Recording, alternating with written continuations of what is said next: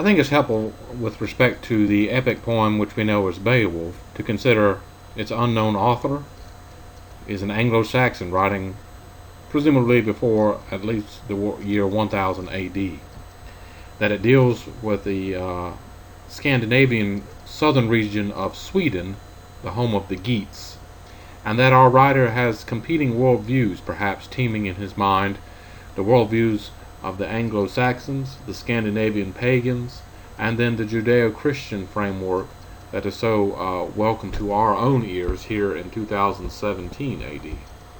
Let's think about some of these worldviews that the poet is tackling with respect to also page 11 in your introduction, which is XI, written by Seamus Heaney. It says at the very top of the page, the newly Christian understanding of the world, which operates in the poet's designing mind, displaces him from his imaginative at-homeness in the world of his poem, a pagan Germanic society governed by a heroic code of honor, one where the attainment of a name for royal prowess among the living overwhelms any concerns about the soul's destiny in the afterlife.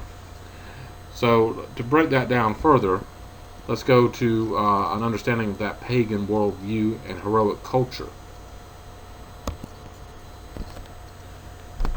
How was time experienced for ancient cultures? We have a simple graph here, but I want you to focus on the circle, the cyclical worldview.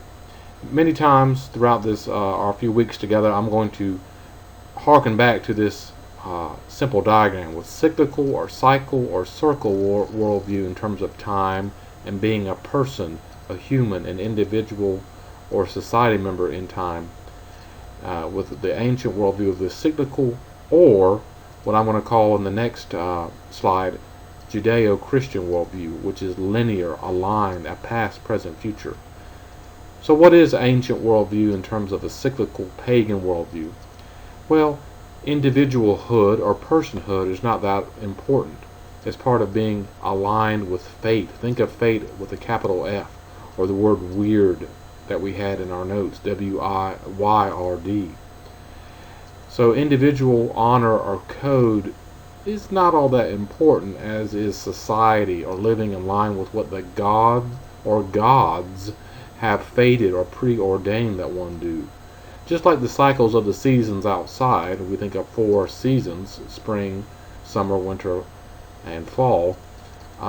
Just like as the animals live in line with that, hibernation period, activity period, pollen, rebirth, phoenix, bird, if you will, from ancient Egypt. One's individual story is not all that important. You just need to live in line with what the gods have preordained or fated for you in terms of being a being in time, versus linear worldview, which we'll talk about in a moment. But hold that thought. Not just the Geats in terms of Beowulf, but all ancient cultures creeping over to the AD timeline. You think of Hindu, Buddhist, and other Asian worldviews.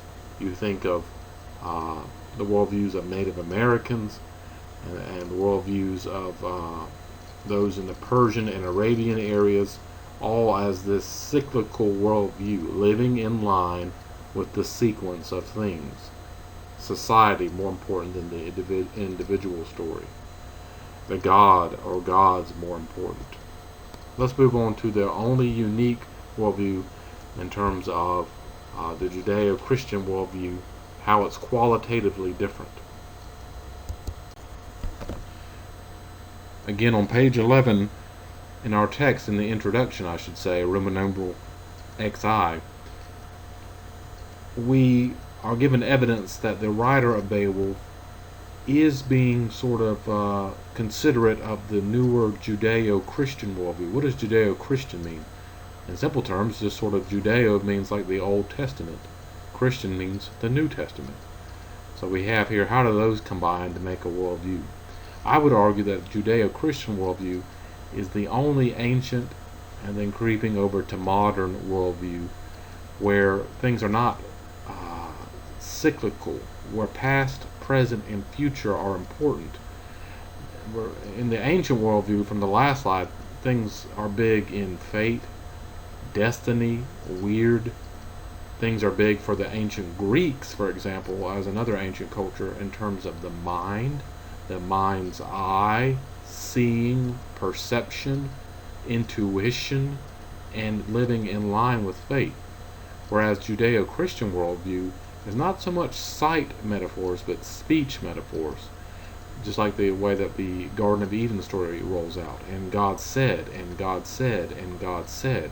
So speech, folklore, and then in terms of an individual human being, just like Beowulf or the creator of the Beowulf narrative, there's a little bit of that heroic code in terms of individuality, fighting, being a story in time, a his story, that's where we make that word from, or her story, to be gender neutral. So I think that the creator of the Beowulf long narrative is dealing, or has his mind dealing, in two different sorts of worldviews. How to be a story in time, but also how to live in line with faith. So as you go through your journey of Beowulf, be thinking, which parts of these passages, these stanzas, these lines are Judeo-Christian in their presentation, or pagan? And we don't necessarily mean the word pagan in terms of bad or wrong or big X on it. No, we're just saying competing worldviews. We're not making any sort of qualitative judgment about one being better than the other. We're just expressing how this poet of the long epic circa 1000 AD poem, Beowulf, is dealing with competing worldviews as he creates his artistic masterpiece. Thank you.